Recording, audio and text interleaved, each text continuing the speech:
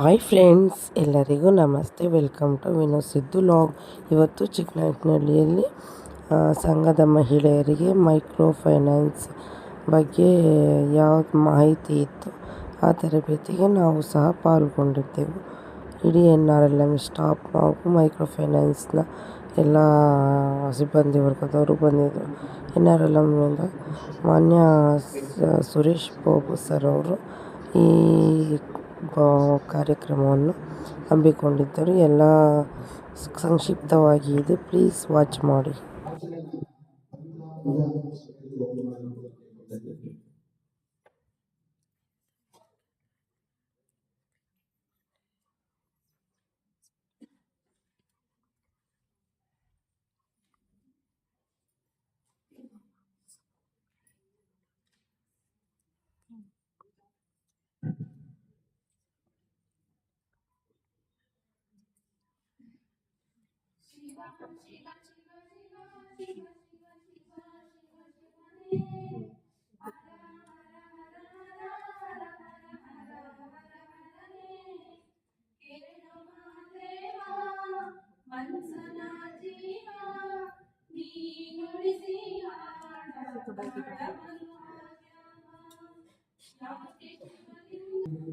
Photo video ಮಾಡಿ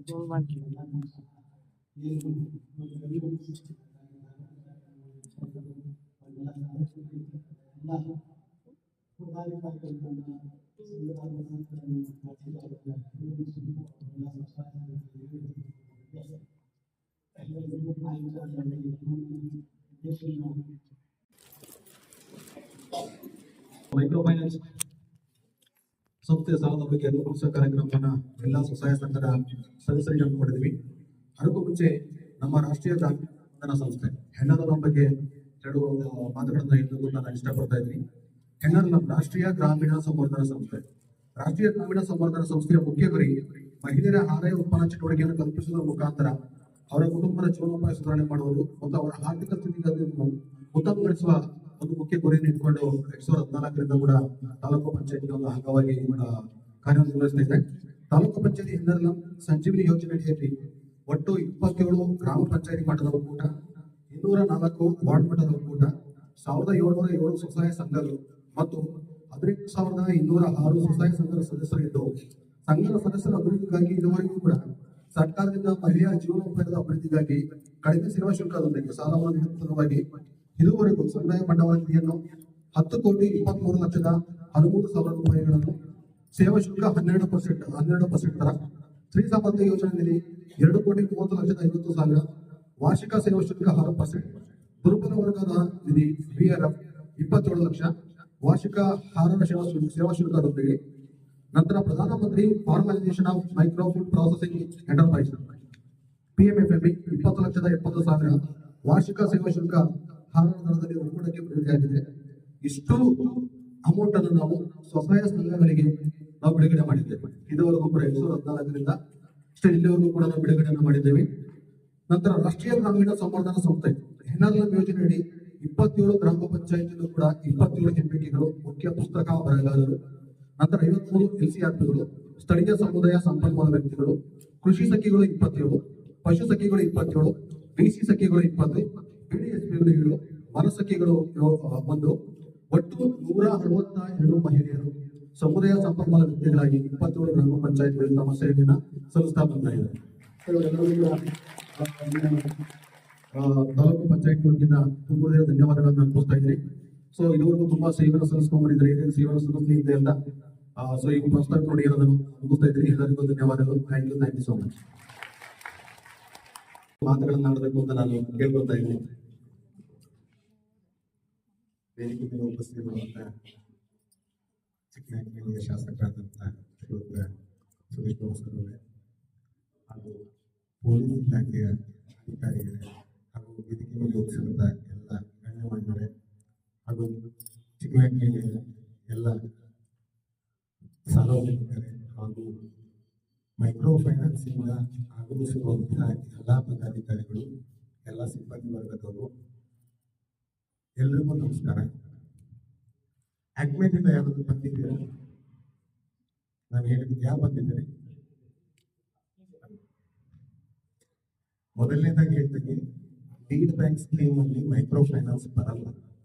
ಆದ್ರೆ ಶಾಸಕರು ತುಂಬಾ ಒತ್ತಾಯ ಮಾಡಿದ್ರು, ನಾನು ಬಂದಿದ್ದೇನೆ.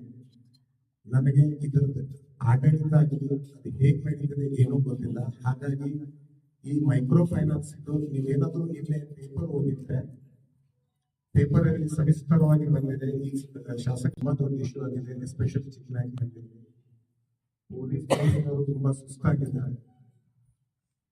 ನಾನು ಹೆಚ್ಚು ಕಡಿಮೆ ವಾರದಲ್ಲಿ 4 ದಿನ regarding micro finance DC madam ನನಗೆ ಕಳಿಸ್ತಾರೆ. ಇದು ತುಂಬಾ ಕೇರಳವಾದ ಒಂದು ವಿಷಯ.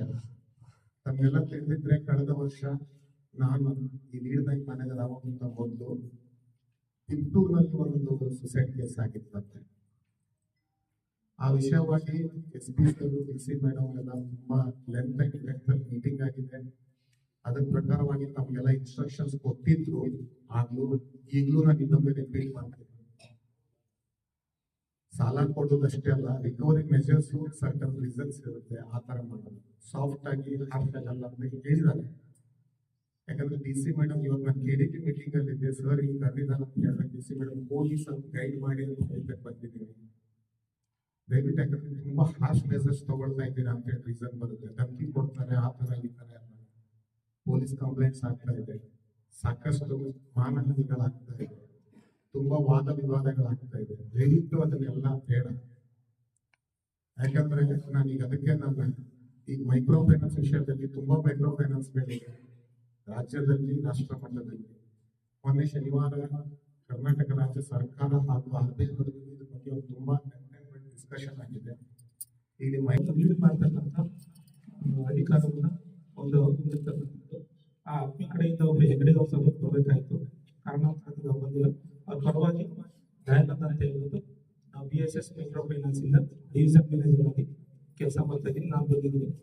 ನನಗೆ ತಿಳಿದಿರ್ತಕ್ಕಂಥ ಕೆಲವೊಂದು ಅಂಕಿಅಂಶಗಳನ್ನ ಮೈಕ್ರೋ ಫೈನಾನ್ಸ್ ಯಾವ ರೀತಿ ನಿರ್ವಹಣೆ ಮಾಡುತ್ತೆ, ಅದು ಶೇಕಡಾವಾರು ಬಡ್ಡಿದರ ಹೇಗಿದೆ, ಮತ್ತೆ ಅವ್ರ ದೂರುಗಳನ್ನ ಯಾವ ರೀತಿ ನಿರ್ವಹಣೆ ಮಾಡಬಹುದು, ನಿಭಾಯಿಸಬಹುದು ಸಂಬಂಧಪಟ್ಟಂಗೆ ನಿಮಗೆ ಕೆಲವೊಂದು ಮಾಹಿತಿ ಕೊಡ್ತೀನಿ. ನಾನು ಮಾಹಿತಿ ಕೊಟ್ಟಾದ್ಮೇಲೆ ನಿಮ್ಗೆ ಯಾವುದೇ ರೀತಿ ಸಮಸ್ಯೆ ಇದೆ ಅದನ್ನ ಸಾಲ್ವ್ ಮಾಡ್ಕೋಬೇಕು ಅನ್ನೋದಿಲ್ಲ, ನೇರವಾಗಿ ಪ್ರಶ್ನೆ ಕೇಳಬಹುದು. ಮೈಕ್ರೋ ಫೈನಾನ್ಸ್ ಈ ಚಿಕ್ಕನಾಗ್ತನದಲ್ಲಿ ಟೋಟಲ್ 24 ವರ್ಕ್ ಮಾಡ್ತಾ ಇದೆ. ಈಗ ಪ್ರೆಸೆಂಟ್ ಮೀಟಿಂಗ್ ಬಂದಿರ್ತಕ್ಕಂಥದ್ದು 12. ಈ ಮೈಕ್ರೋ ಫೈನಾನ್ಸ್ ಸೆಕ್ಟರ್ ಅಲ್ಲಿ ಇನ್ಕ್ಲೂಡಿಂಗ್ ಸ್ವಸಹಾಯ ಸಂದರ್ಭ ಧರ್ಮಸ್ಥಳಕ್ಕೂ ಸೇರ್ತಕ್ಕಂಥದ್ದೇ ಒಬ್ಬೊಬ್ಬರದು ಕೂಡ ರೇಟ್ ಆಫ್ ಇಂಟ್ರೆಸ್ಟ್ ಹೋಗ್ತಾರೆ. ಆದರೆ ಎಲ್ಲದೂ ಕೂಡ ಬ್ಯಾಂಕ್ನಿಂದ ಸಾಲಗಳನ್ನ ತಂದು ನಾವು ಲೆಂಡಿಂಗ್ ಮಾಡೋದು ಒಂದು ಕೆಲಸ. ಅದರಲ್ಲಿ 2 ರೀತಿ ಇದೆ. ಒಂದು ನೇರವಾಗಿ RBI ಇಂದ ರಿಲೇಟ್ ಆಗಿರ್ತಕ್ಕಂಥ ಕೆಲವೊಂದು MFIಗಳು ವರ್ಕ್ ಮಾಡ್ತಾರೆ. ಅವನ್ನ BC ಲೋನ್ಸ್ ಅಂತ ಕರೀತೀವಿ, ಬಿಸ್ನೆಸ್ ಕರೆಸ್ಪಾಂಡೆನ್ಸ್ ಲೋನ್. ಇವ್ರು ನೇರವಾಗಿ RBI ಏನ್ ಪಾಲಿಸಿ ಮಾಡಿರ್ತಾರೋ ಆ ಪಾಲಿಸಿನೇ ಅವರು ಹ್ಯಾಂಡಲ್ ಮಾಡಬೇಕು. ಅದು ಒಂದು ಅಂತ, ಅದು ಈ BSS ಮಾಡ್ತಾರೆ. ಕೆಲವೊಂದು MFIL ಅಂಡರ್ ಅಲ್ಲಿ ಬರ್ತಾರೆ, ಗ್ರಾಮೀಣ ಕೋಟ ಇನ್ನು ಮಾಡ್ಬೋದು. ಅವ್ರದ್ದು ಕೂಡ ರೇಟ್ ಆಫ್ ಇಂಟ್ರೆಸ್ಟ್ ಇದ್ರೂ ಕೂಡ ಅವ್ರದ್ದು ಕೂಡ ಬೇರೆ ರೀತಿ ರೇಟ್ ಆಫ್ ಇಂಟ್ರೆಸ್ಟ್ ಅಲ್ಲಿ ನಾವು 2 ರೀತಿ ಬರುತ್ತೆ. ಒಂದು ಸೆಕ್ಯೂರ್ಡ್ ಲೋನ್, ಒಂದು ಅನ್ಸೆಕ್ಯೂರ್ಡ್ ಲೋನ್. ಸೆಕ್ಯೂರ್ಡ್ ಲೋನ್ ಅಲ್ಲಿ ಅಪ್ ಟು 14% ವರೆಗೂ ಕೂಡ ಬರ್ತಾ ಇದೆ. ಅನ್ಸೆಕ್ಯೂರ್ಡ್ ಲೋನ್ ಅಲ್ಲಿ 26% ವರೆಗೂ ಕೂಡ ಆಸ್ ಆಫ್ RBI ಪಾಲಿಸಿ ಪ್ರಕಾರ ನಮ್ಮ ಮಾಹಿತಿಗೆ ಇರ್ತಕ್ಕಂಥದ್ದು ಅಲ್ಲಿವರೆಗೂ ಕೂಡ ಚಾರ್ಜ್. ಈಗ ಕಳೆದ ಜನವರಿಯಲ್ಲಿ ಆಗಿರ್ತಕ್ಕಂಥ ಬದಲಾವಣೆಯಲ್ಲಿ MFIಗಳು ಕೇವಲ 3ರಲ್ಲಿ ಇದ್ರೆ ಮಾತ್ರ ಲೋನ್ ಕೊಡಬೇಕು ಅಂತ ಮಾಡಿದ್ದಾರೆ. 3 ಅಂದ್ರೆ ಯಾವುದೇ MFI 3 MFI ಮಾತ್ರ ಇರಬೇಕು, ಅದಕ್ಕಿಂತ ಜಾಸ್ತಿ ಇದ್ರೆ ಅವ್ರಿಗೆ ಲೆಂಡಿಂಗ್ ಮಾಡಕ್ ಬರುತ್ತೆ, ಸಿಬಿಲ್ ಪಾಸ್ ಆಗಲ್ಲ. ಇದು ಒಂದು. ಎರಡನೇದಾಗಿ ಯಾವುದೇ ಒಬ್ಬ ಸದಸ್ಯನಿಗೆ 3.5 ಲಕ್ಷಕ್ಕಿಂತ ಜಾಸ್ತಿ ಆದ್ರೆ ಅದು ಕೂಡ ಲೋನ್ ಪಾಸ್ ಆಗಲ್ಲ. ಅದನ್ನು ಕೂಡ ಸ್ಟ್ರಿಕ್ಟ್ ಆಗಿ ಇರುತ್ತೆ. 3.5 ಮಾಡಿದ್ದಾರೆ. 2 ರೀತಿ ಬರುತ್ತೆ. ಒಂದು NFIL ಅಂಡಲ್ಲೂ ಬಂದ್ರೆ 2.5 ಬರುತ್ತೆ. ಡೈರೆಕ್ಟ್ ಆಗಿ BC ಲೋನ್ ಅಂದ್ರೆ 3.5 ಲಕ್ಷದಲ್ಲಿ ಕೂಡ ಲೇಟ್ ಮಾಡ್ಬೋದು. Outstanding consider. ಮೂರನೇದಾಗಿ ಸ್ಕೋರ್ ಬಂದ್ಬಿಟ್ಟು 400. ಅದಕ್ಕಿಂತ ಏನಾದ್ರು ಕಡಿಮೆ ಇದ್ರೆ ಲೋನ್ ಬರೋದಿಲ್ಲ. ಹೊಸ ಮೆಂಬರ್ ಏನಾದ್ರು ಎಲ್ಲೂ ಲೋನ್ ತಗೋದಿಲ್ಲ, ಮತ್ತೆ ಅಡ್ಮಿಷನ್ ಆಗ್ತಾ ಇದ್ರೆ 0 to 18 ಇಷ್ಟು ಈಗಿರ್ತಕ್ಕಂಥ ಕ್ರೆಡಿಟ್. ನಮ್ಗೆ ಪ್ರಾಬ್ಲಮ್ ಆಗ್ತಾ ಇರೋದು ಹೊಸ ಪಾಲಿಸಿ ಇದ್ದಾಗ ಹಳೆ ಪಾಲಿಸಿಯಿಂದ ನಮಗೆ ಪ್ರಾಬ್ಲಮ್ ಆಗ್ತಾ ಇದೆ. ಹಳೆ ಪಾಲಿಸಿ ಏನಿತ್ತು, ಮೆಂಬರು ಎಷ್ಟೆಲ್ಲ ತಗೊಂಡು ಟೋಟಲ್ ಔಟ್ಸ್ಟ್ಯಾಂಡಿಂಗ್ ಮಾತ್ರ ಕನ್ಸಿಡರ್ ಮಾಡ್ತಿದ್ವಿ. ಅವಾಗ ಏನಾಗ್ತಿತ್ತು, ಆ ಮೆಂಬರ್ 5, 6, 10 ಸಂಘದಲ್ಲಿ ಇದನ್ನು ಕೂಡ ಕಟ್ಟಬೇಕಾದ ಸಾಲದ ಬಾಕಿ ಮೊತ್ತನ ಮಾತ್ರ ಲೆಕ್ಕ ತಗೊಂಡು ಲೋನ್ ಕೊಡ್ತೀವಿ. ಸ್ಕೋರ್ ಕೌಂಟ್ ಮಾಡ್ತಿರ್ಲಿಲ್ಲ. ಕೆಲವೊಂದು ಸಂದರ್ಭದಲ್ಲಿ ಬಾಕಿ ಇದ್ರು ಕೂಡ ಲೋನ್ಗಳು ಪಾಸ್ ಆಗ್ತಾ ಇತ್ತು. ಈಗೇನಾಗಿದೆ, ಇದು ಒಂದು ಪ್ರಾಬ್ಲಮ್. ಆದ್ರೆ ಇದು ಓವರ್ ಲೆಂಡಿಂಗ್ ಆಗಿರೋದ್ರಿಂದ ನಮಗೆ ಈ ರೀಪೇಮೆಂಟ್ ಇಶ್ಯೂಗಳು ಶುರು ಆಗಿದೆ. ಓವರ್ ಲೆಂಡಿಂಗ್ 2 ರೀತಿಯಾಗಿದೆ. ಒಂದು ರಿಂಗ್ ಲೀಡರ್ ಅಥವಾ ಲೋನ್ ಶೇರಿಂಗ್ ಅಂತ ಕರಿತೀವಿ. ಒಂದು ಮೆಂಬರ್ ಆ ಊರಲ್ಲಿ ಯಾರೊಬ್ರು ಒಂದು ಮುಖ್ಯಸ್ಥಿತ ಮುಂದೆ ನಿಂತಿದ್ದಾರೆ, ಆ ಮೆಂಬರ್ಗಳು 4-5 ಜನದ ಲೋನ್ ತಗೊಳ್ಳೋದು, ಇಲ್ಲ ಊರ್ ಬಿಟ್ಟೋದು, ಇಲ್ಲ ಇದ್ದು ಕೂಡ ಅವ್ರಿಗೆ ಪ್ರಮೋಟ್ ಮಾಡೋದು, ಕಟ್ಬೇಡಿ ಅಂತ ಹೇಳಿ ಅಥವಾ ಈ ತರ ಮಾಡಿ, ಅಥವಾ ಈ ಹೋಗಿರ್ತಕ್ಕಂಥ ಸಿಬ್ಬಂದಿಗಳಿಗೆ ಆಡ್ಬೇಕನ್ನ ಡೈವರ್ಟ್ ಮಾಡೋದು ಬೇರೆ ರೀತಿ. ಈ ತರ ಕೇಸಸ್ ಇದೆ ನಮ್ಮಲ್ಲಿ. ಈಗ ಸಾಕಷ್ಟು ಪ್ರಾಬ್ಲಮ್ ಆಯ್ತು. ಎರಡನೇದಾಗಿ ಬಂದು, ವಾಸ್ತವವಾಗಿ ನಾವು ಲೆಂಡ್ ಮಾಡಬೇಕಾದ್ರೆ ನಮ್ಮಲ್ಲೂ ಗೊತ್ತಿಲ್ಲ ಅಂತ ನಾನು ಹೇಳ್ತೇನೆ. ಕರೆಕ್ಟ್ ಆಗಿ ಅನಲೈಸ್ ಮಾಡಿದ್ರೆ ಮೆಮೊರಿ ಕಟ್ಟೋ ಶಕ್ತಿ ಎಷ್ಟಿದೆ ಅದನ್ನ ನೋಡ್ಕೊಡ್ಬೇಕಾಗ್ತಕ್ಕಂಥ ನನ್ನ ಕೆಲಸ.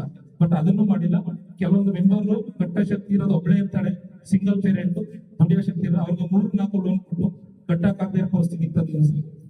ಒಂದು ಅದಾದ್ಮೇಲೆ ಅವ್ರನ್ನ ಅಟ್ಲೀಸ್ಟ್ ಸಮಯನಾರ ಕೊಡ್ಬೇಕು. ಕೆಲವೊಂದು ಮೆಂಟಲಿ ವೀಕ್ ಇರ್ತಾರೆ, ಆ ವೀಕ್ ಇರ್ತಾವ್ರನ್ನ ಹೋಗಿ ಪ್ರೆಷರ್ ಮಾಡಿ ಅವ್ರಿಲ್ಲ 2 ರೀತಿ ಇರುತ್ತೆ. ಇಲ್ಲ ಅವಳಿಗೆ ಫಲಶ, ಇಲ್ಲ ಹೋಗ್ಬಿಟ್ಬಿಡೋದು. ಇದು ಹಳೆ ಲೆಂಡಿಂಗ್ ಸಿಸ್ಟಮ್ ಅಲ್ಲಿ ಆಗಿರ್ತಕ್ಕಂಥ ಪ್ರಾಬ್ಲಮ್. ಹೊಸ ಲೆಂಡಿಂಗ್ ಸಿಸ್ಟಮ್ ಅಲ್ಲಿ ಆದ್ರೆ ಲೋನ್ಗಳೇ ಮೂವ್ ಆಗಲ್ಲ. ಆತರ ಹೀಗಿರ್ತಕ್ಕಂಥ ರೇಟ್. ಇನ್ ಮುಂದೆ ಆಗ್ತಕ್ಕಂಥ ಲೋನ್ಗಳಲ್ಲಿ ಯಾವ್ದು ಆ ರೀತಿ ಪ್ರಾಬ್ಲಮ್ ಆಗಲ್ಲ ಅಂತ ಹೇಳ್ಬೋದು. ಹೇಳಿ ಸರ್, ಇಲ್ಲಿ ಏನಾಗಿದೆ, ಮೀಡಿಯಾದಲ್ಲಿ ಎಲ್ಲದೂ ಕೂಡ 13% ಇದೆ, ನೀವು 26% ಚಾರ್ಜ್ ಮಾಡ್ತಾ ಇದ್ದೀರಾ ಅಂತ ಇದೆ. But as a RBI policy up to 26% ವರೆಗೂ ಕೂಡ ನಾವು ಚಾರ್ಜ್ ಮಾಡಬಹುದು. ಅದಕ್ಕೆ ಕಟ್ ಇಂಟ್ರೆಸ್ಟ್ ಸರ್. ಹೌದು,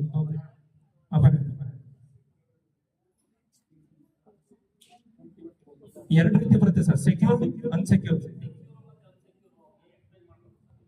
ಸೆಕ್ಯೂರ್ಡ್ ಅಂತ ಅಂದ್ರೆ ನೀವು ಮೈಕ್ರೋ ಫೈನಾನ್ಸ್ ಅಲ್ಲಿ ಸಾಲ ತಗೊಂತೀರಿ. ಆ ಮೈಕ್ರೋ ಫೈನಾನ್ಸ್ ಅಲ್ಲಿ ಏನ್ ಮಾಡ್ತಾರೆ, ಆಸ್ತಿಗಳನ್ನ ಅಡಮಾನವಾಗಿ ತಗೊಂತಕ್ಕಂಥ ಸಾಲಗಳನ್ನ ಸೆಕ್ಯೂರ್ಡ್ ಲೋನ್ ಅಂತ ಕರೀತೀವಿ. ಆಸ್ತಿ ಅಡಮಾನ ಯಾವ್ದು, ಮನೆ ಆಗಿರ್ಬೋದು, ಗಾಡಿ ಆಗಿರ್ಬೋದು, ಬೇರೆ ಯಾವುದೇ ಆಗಿರ್ಬೋದು, ಗೋಲ್ಡ್ ಆಗಿರ್ಬೋದು.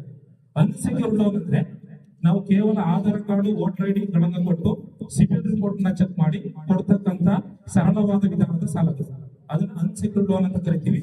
ಈ ಲೋನ್ಗೆ ನಾವು 26% ವರೆಗೂ ಕೂಡ ಚಾರ್ಜ್ ಮಾಡತಕ್ಕಂಥ ಅಥಾರಿಟಿಯನ್ನ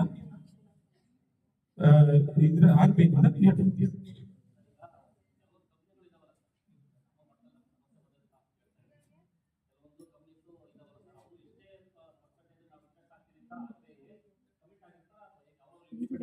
ಇಲ್ಲ ಸರ್, ಈಗೇನು ಪಾಲಿಸಿ, ಈಗ ಹೊಸದಾಗಿ ಬಂದಿರೋ ಪಾಲಿಸಿ ಪ್ರಕಾರ 26% ಮೇಲೆ ಚಾರ್ಜ್ ಮಾಡೋದಿಲ್ಲ. ಒಂದು ಎರಡನೇದಾಗಿ ಇನ್ನೊಂದು, ಇವ್ರಿಗೆ ಒಂದು ಪಾಸ್ಬುಕ್ ತಗೊಂಡ್ರೆ ಆ ಕಂಪ್ನಿಯಲ್ಲಿ 2 ರೀತಿ ರೇಟ್ ಆಫ್ ಇಂಟ್ರೆಸ್ಟ್ 2 ಕೂಡ ಬರುತ್ತೆ. ಒಂದು ಕಡೆ ಲೋನ್ ಮಾತ್ರ ರೇಟ್ ಆಫ್ ಇಂಟ್ರೆಸ್ಟ್ ಬರುತ್ತೆ, ಇನ್ನೊಂದು ಕಡೆ ಲೋನ್ ಅಮೌಂಟ್ ಮತ್ತೆ ಇನ್ಸೂರೆನ್ಸ್ ಕಟ್ಟಿರ್ತಾರೆ, ಮತ್ತೆ GST ಕಟ್ಟಿರ್ತಾರೆ, ಅದನ್ನು ಕೂಡ ಇಂಟ್ರೆಸ್ಟ್ ಅಂತ ಕನ್ಸಿಡರ್ ಮಾಡಿ ಒಂದು ಬರುತ್ತೆ. ಎರಡನ್ನೂ ಕೂಡ ಹಾಕಿರ್ತಾರೆ. ಮೆಂಬರ್ ಲೆಕ್ಕಾಚಾರದಲ್ಲಿ ಮೆಂಬರ್ ಇನ್ ಕೇಸ್ ಲೋನ್ ತಗೊಂಡಿದ್ದು ಡೆತ್ ಆದ್ರೆ ಅಂತ ಸಂದರ್ಭದಲ್ಲಿ ಅವ್ರ ಇನ್ಸೂರೆನ್ಸ್ ಯುಟಿಲೈಸ್ ಆಗುತ್ತೆ, ಇಲ್ಲಾಂದ್ರೆ ಅವ್ರ ಬಡ್ಡಿನೇ ಲೆಕ್ಕ ಆಗುತ್ತೆ.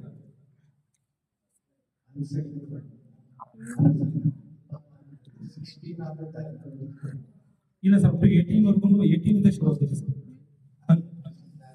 ಆ ಸ್ಟ್ಯಾಂಪ್ ಏನೆಲ್ಲ ಡಿಪೆಂಡ್ ಅಪಾನ್ ದೇರ್ ಎಕ್ಸ್ಪೆನ್ಸ್ ಕಂಪ್ನಿಗಳು ಮಾಡಿರ್ತಾರೆ. BSS ಕಂಪ್ನಿನಲ್ಲಿ ಈಗ 20% ಮಾಡಿದ್ದಾರೆ.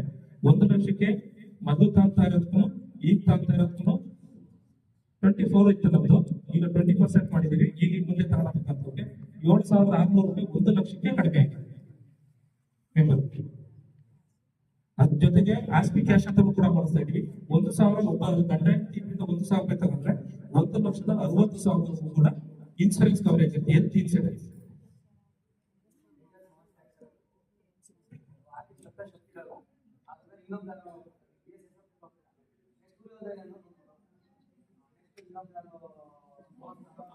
ಅದನ್ನೇ ಸರ್, ಈಗ ಹೊಸ ಪಾಲಿಸಿ ಪ್ರಕಾರ ನಾವೇನಿರ್ತಕ್ಕಂಥದ್ದು 2+1 ಮಾಡಿರೋ ಪಾಲಿಸಿ. 2+1 ಬಂದು ಯಾವುದೇ ಮೈಕ್ರೋ ಫೈನಾನ್ಸ್ ಗಳು ಲೋನ್ ಸಿಗಲ್ಲ.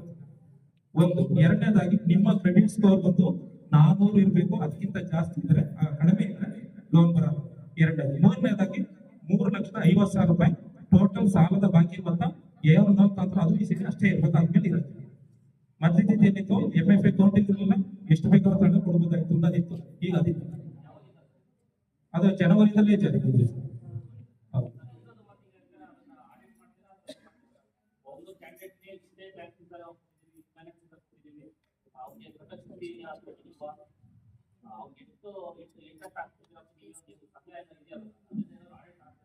ಹಂಡ್ರೆಡ್ ಪರ್ಸೆಂಟ್ ಲೋನ್ ಕೊಡೋ ಟೈಮಲ್ಲಿ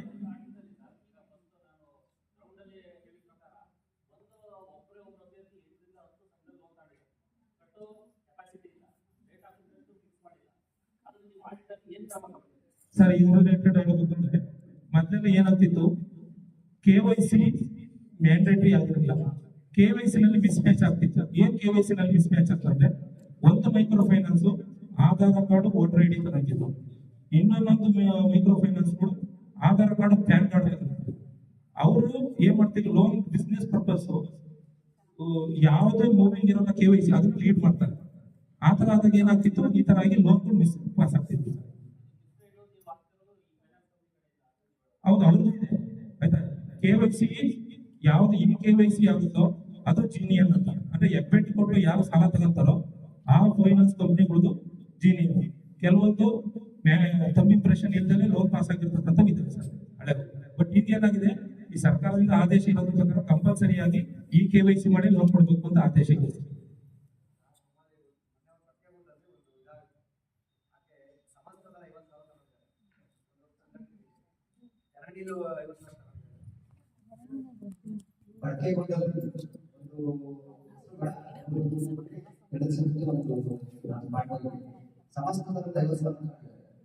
ಆಮೇಲೆ ಇವೆರಡು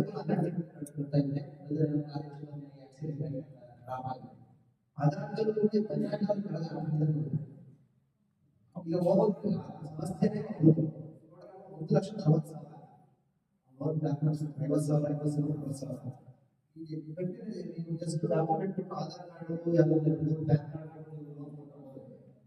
ಶಕ್ತಿ ಇದಲ್ಲ ಜೊತೆ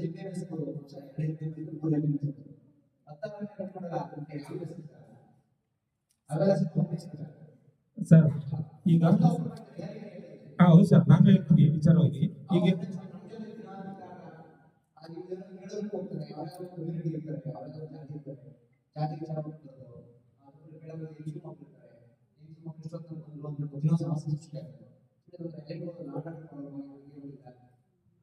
ಸರ್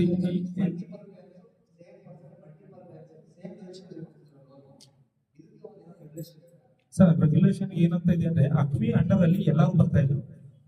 ನಮಗೆ ಬಂದಿರೋ ಸಮಸ್ಯೆ ಏನಂದ್ರೆ, ಈ ಅಕ್ಮಿ ಮೈಕ್ರೋ ಫೈನಾನ್ಸ್ ಒಂದೇ ಬರಲ್ಲ, ಕೆನರಾ ಬ್ಯಾಂಕ್ ಅವ್ರು ಕೊಡ್ತಾ ಇದ್ದಾರೆ, ಬ್ಯಾಂಕಿಂಗ್ ಸೆಕ್ಟರ್ SBI ನವರು ಕೊಡ್ತಾ ಇದ್ದಾರೆ. ಅವರು ಕೂಡ ನಮ್ದನ್ನ ಸಿಬಿಲ್ ಯಾವ ರೀತಿ ಮಾಡ್ತಾರೆ ಅಂತ ಅವ್ರಿಗೂ ನಮಗೂ ಎಲ್ಲೂ ಮೀಟಿಂಗೇ ಇಲ್ಲ. ಅಂದ್ರೆ ಒಂದಕ್ಕೊಂದು ನಾವು ಸೇರೋದೇ ಇಲ್ಲ. ಒಂದು ಎರಡನೇದಾಗಿ ಸಿಬ್ಬಂದಿಗಳಿಗೆ ತರಬೇತಿ ಇಲ್ಲ ಕೆಲವೊಂದು ಅವರಲ್ಲಿ. ನಾವು ಮೈಕ್ರೋ ಫೈನಾನ್ಸ್ ನಾವು ಮಾಡ್ದಂಗೆ ಅವ್ರು ಮಾಡಿದ ರೀತಿಯಲ್ಲಿ ಈ ಬ್ಯಾಂಕ್ಗಳು ಕೂಡ ಶುರು ಮಾಡೋದ್ರಿಂದ ಅನಾಲಿಸಿಸ್ ಯಾವ ತರ ಆಗ್ತಾ ಇದೆ ಅನ್ನೋದಕ್ಕೆ ಇನ್ನೂ ನಮಗೆ ಫಿಲ್ಟರ್ ಆಗ್ತದೆ ಸರ್. ಇಲ್ಲ ಸರ್, ಗ್ರೂಪ್ ಲೋನ್ ಶುರು ಮಾಡಿದ್ದಾರೆ ಅವರು. ಹೌದು ಸರಿನಾ, ಗ್ರೂಪ್ ಲೋನ್ ಇದೆ ಅಪ್ಪ. ಅವರು ಕೂಡ ಸಿಂಪಲ್ ಡಾಕ್ಯುಮೆಂಟ್ಸ್ ಅಥವಾ ಅನ್ಸೆಕ್ಯೂರ್ಡ್ ಲೋನ್ ಅವರು ಕೂಡ ಶುರು ಮಾಡಿದ್ರು. ಇನ್ನೇನಾಗ್ತಾ ಇದೆ, ಮೈಕ್ರೋ ಫೈನಾನ್ಸ್ ಅಲ್ಲಿ ಏನಾಗ್ತಾ ಇದೆ, ಸೂಕ್ತ ತರಬೇತಿಯನ್ನು ಕೊಡ್ತಾ ಇದ್ವಿ. ಕೆಲವೊಂದು ಏನಾಗ್ತಾ ಇದೆ, ಡೈರೆಕ್ಟ್ಲಿ ಬಿಸ್ನೆಸ್ ಶುರು ಮಾಡ್ತಾ ಇರೋದ್ರಿಂದ ಏನಾಗ್ತಾ ಇದೆ, ಅಲ್ಲಿ ಸಿಬ್ಬಂದಿಗಳಿಗೆ ಪ್ರಿಪರೇಷನ್ ಇಲ್ಲದೆ ಇರ್ತಕ್ಕಂಥದ್ದು ಕೂಡ ಒಂದು ಪ್ರಾಬ್ಲಮ್ ಸರ್.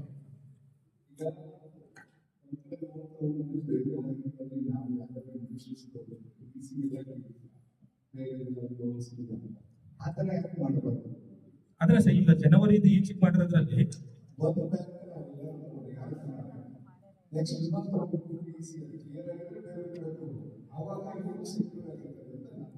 ಸರ್ ಈ ಸೀನ ನಾವೇನು ಕರ್ನಾಟಕ NOC ಈ ಮುಂದೆ ಅದು ಮೊದಲು NOC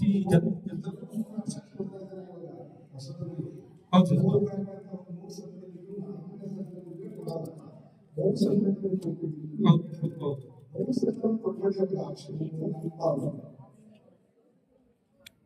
ಅದನ್ನ 5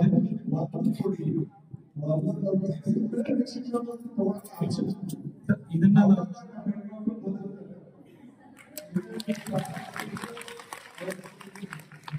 ಸರ್ ಅದನ್ನ ಇಂಟರ್ನಲ್ಲಿ ಆಯಾ ಫೈನಾನ್ಸ್ ಅವ್ರು ಮಾಡಬೇಕು ಮೈಕ್ರೋ ಫೈನಾನ್ಸ್ ಅಂತ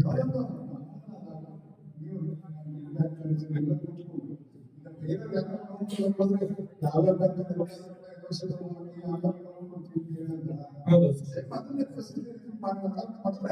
ಮಾಡ್ಬೋದು ಸರ್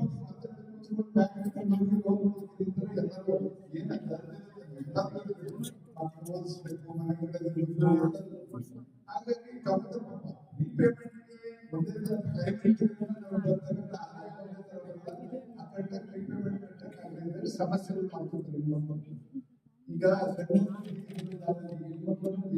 ಕೆಲಸ ಆಗ್ತಾ ಇದೆ. ಒಂದ್ ಸಣ್ಣ ಒಂದ್ ಬ್ಯಾಂಕ್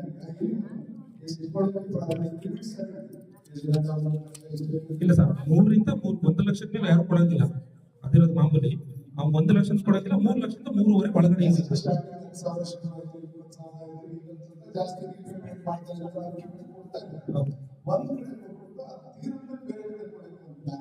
ದಯಮಾಡಿ ಎಲ್ಲರೂ ಸೇರಿ ಉತ್ತಮವಾದ ಅನಿಸಿಕೆ ಸರ್.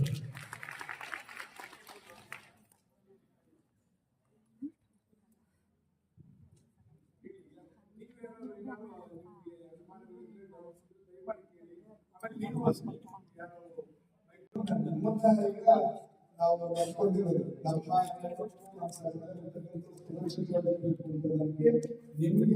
ಬ್ಯಾಂಕ್ ಮ್ಯಾನೇಜರ್ ಇರಬೇಕು ಮತ್ತೆ ನಮ್ಮ ಮಾಡ್ತಕ್ಕಂಥ ಸರ್ ಪೊಲೀಸ್ ಅಧಿಕಾರಿಗಳು ಉದ್ದೇಶ ಅಂದ್ರೆ precaution is better then cure. ಬೇರೆ ಸಮಸ್ಯೆ ಆಗೋದಕ್ಕಿಂತ ಮುಂಚೆ ನಾವು ಹಚ್ಕೊಂಡು ಪ್ರಯತ್ನ ಮಾಡೋದ್ರಿಂದ ನಾವು ನಾವು ಈ ತರ ಮುನ್ನೆಚ್ಚರಿಕೆ ಕೊಡ್ತಿದ್ದೀವಿ. ದಯಮಾಡಿ ಅದಕ್ಕೆ ಪೇಮೆಂಟ್ ಕೊಟ್ಟು ಅದನ್ನ ಪರಿಹಾರ ಕೊಟ್ಟು ಯಾವುದೇ ಕೂಡ ತೊಂದರೆ ಆಗಲಿಕ್ಕೆ ಬ್ಯಾಂಕ್ ಸಾಲ ಬಟ್ ನಾವು ದೇಶಿರ್ಬೋದು ಅದೊಂದು ಸ್ವಲ್ಪ ನಾವು ಒಂದು ಸ್ವಲ್ಪ ಮೊದಲು ಹೇಗಾಗ್ತದೆ ಇದು ಆದಂತ 15 ಜನ ಇರ್ಬೋದು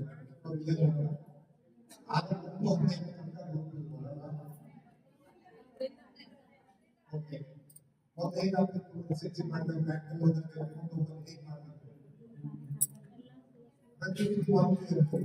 ಇದ್ದೊಂದೇ ತಗೊಂಡಿರ್ತಂತ ಈಗ ಹಳೆಯ ವಿಧಾನ ಈಗ 2-3 ವರ್ಷದ ಹೇಳ್ಬೇಕು ಮೊದಲಿಂದ ಹೇಳ್ತಾ ಇದ್ದೀನಿ ಹೌದಾ.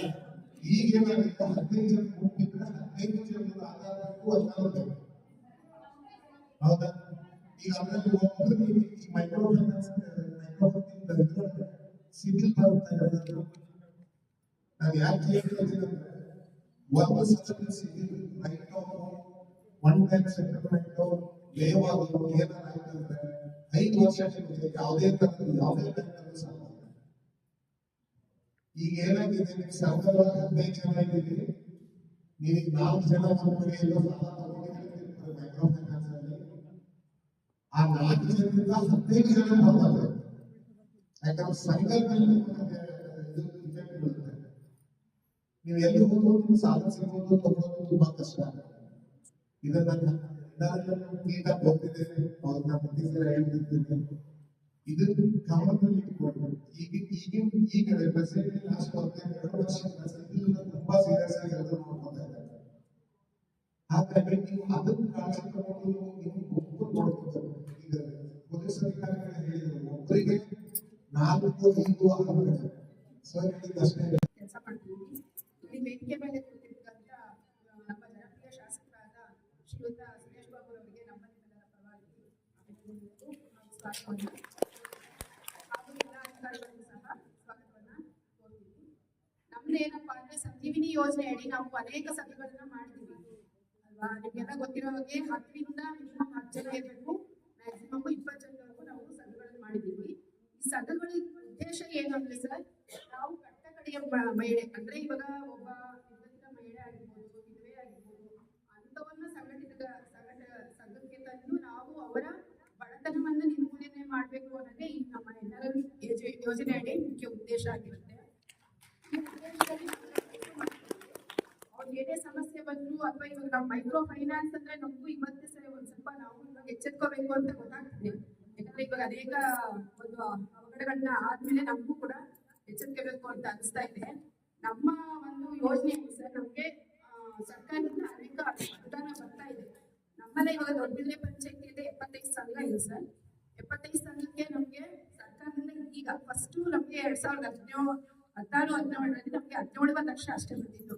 75 ಸಂಘಕ್ಕೂ ನಾವು ಎಲ್ಲಾ ಮಹಿಳೆಗೂ ಅದನ್ನ ತಲುಪ್ಸಕ್ಕಾಗಲ್ಲ. ಸಾಲ ಕೊಡ್ತೀವಿ ಅಂದ್ರೆ 12% ನಾವು ಕೊಡ್ತೀವಿ ಸರ್, ಅದೇ ಕಟ್ ಆಫ್ ಇಂಟ್ರೆಸ್ಟ್. ಆದ್ರೆ ಎಲ್ರಿಗೂ ತಲುಪ್ಸಕ್ಕಾಗಲ್ಲ. ನಮ್ಗೆ ಸರ್ಕಾರದಿಂದ ಅನುದಾನ ಹೆಚ್ಚಾಗ್ಬೇಕು ಸರ್. ಆಮೇಲೆ ನಾವು ಕೂಡ ಸಾಕಾಗಲ್ಲ ಅಂತ ನಾವೀಗ ಏನ್ ಮಾಡ್ತೀವಿ ಅಂದ್ರೆ ಬ್ಯಾಂಕ್ ಇಂಕೇಜ್ ಮಾಡ್ತೀವಿ ಸರ್. ಎಲ್ಲಾ ಸಂಘದ ಇದು ಮಾಡ್ಕೊಂಡು ನಾವು ಅವರ ಆಧಾರ್ ಕಾರ್ಡ್ ಇರ್ಬೋದು ಅಥವಾ ನಮ್ಮ ಸಂಘನೇ ಲೋಗೋಸ್ ತಂತ್ರಾಂಶದಲ್ಲಿ ಅದನ್ನ ಅಳವಡಿಸಿ ನಾವು ಅವ್ರಿಗೆ ಬ್ಯಾಂಕ್ ಇಂಕೇಜ್ ಮಾಡ್ತೀವಿ. ಅದು ಒಂದ್ ಸ್ವಲ್ಪ ಅವ್ರಿಗೆ ಸಮಾಧಾನ ತರ್ತಿದೆ ಸರ್. ನಾನು ಈಗ ಕೇಳ್ಕೊಳ್ಳೋಕೆ ನೋಡ್ರೆ ಸರ್ಕಾರದಿಂದ ನಮ್ಗೆ ಇನ್ನೂ ಹೆಚ್ಚಿನದಾಗಿ ಅನುದಾನ ಬಂದ್ರೆ, ನಮಗೆ ನಮ್ಮ ಒಕ್ಕೂಟಗಳಿಗೆ ಅನುದಾನ ಬಂದ್ರೆ ನಾವು ಇನ್ನೂ ಮಹಿಳೆಯರನ್ನ ಸ್ವಲ್ಪ ಅವರ ಚಟುವಟಿಕೆಗಳಲ್ಲಿ ಏನು ಚಟುವಟಿಕೆ ಮಾಡ್ತೀರೋ ಅಂತವ್ರನ್ನ ಒಂದ್ ಸ್ವಲ್ಪ ಬಲಯುತವಾಗಿ ಮಾಡ್ಬೋದು ಅಂತ ಅನಿಸಿದೆ ಸರ್.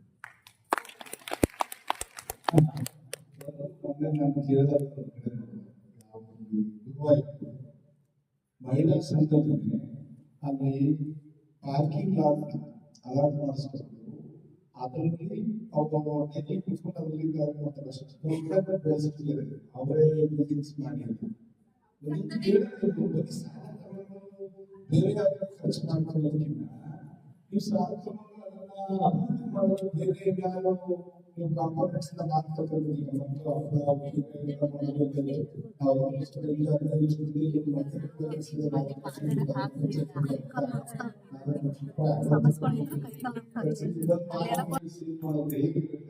ಅಸೋಸಿಯೇಷನ್ ಮಾಡ್ಕೊಂಡು ಆ ಥರ ಮಾಡಿ ಈ ದುಡ್ಡನ್ನ ಬೇರೆ ನೀವು ಅದನ್ನ ವಿಫಲಗೊಳಿಸೋದು ಹೇಗೆ ಅಂತ ನೀವು ಕ್ಯಾಲ್ಕುಲೇಷನ್ ಮಾಡೋದು ಉತ್ತಮ ಅಂತ ನನ್ನ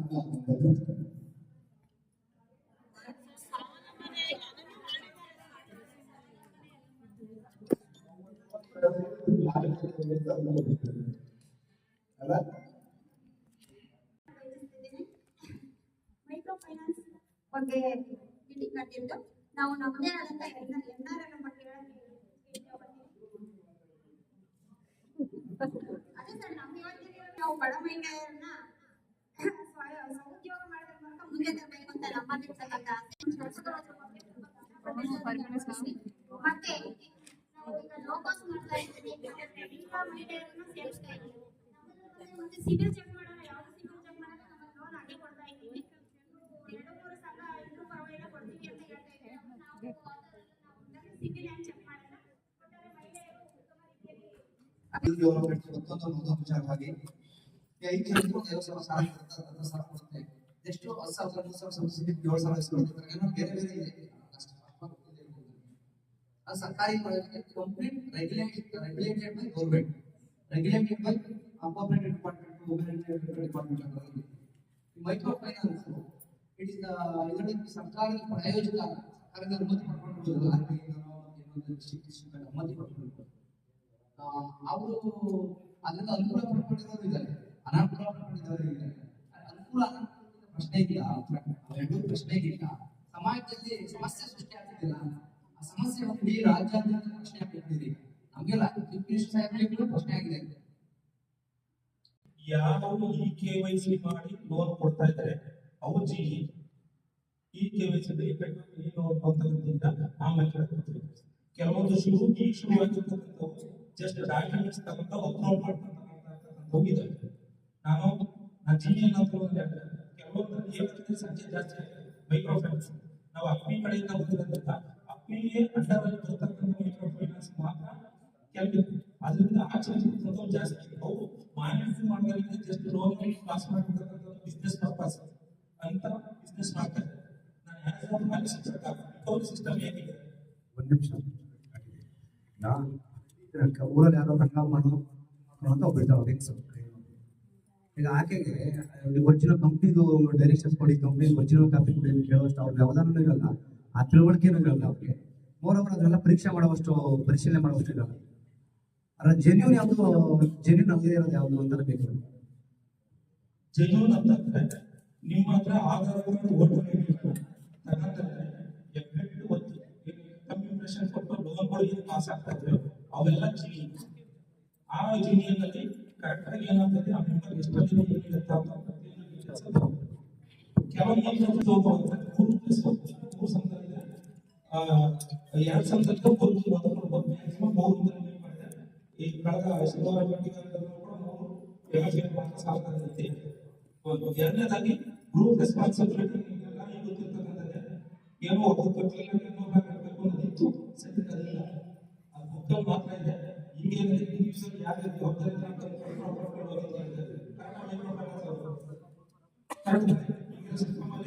ಯಾರು ದುಡ್ಡು 10 ಜನ ಇದ್ದಾರೆ, ಒಬ್ಬ ದುಡ್ಡು ಕೊಟ್ಟಿಲ್ಲ, ಅವ್ರ ಪ್ರಚಾರ ಆಗಂದ್ರೆ 9 ಜನ ಅಧಿಕಾರಿಗಳು ಶಕ್ತಿ ಜನ ಅವ್ರು ಕೆಟ್ಕೊಂಡು ಹೋಗ್ಬೇಕಲ್ಲಿ ಪಾಸ್ ಮಾಡಿ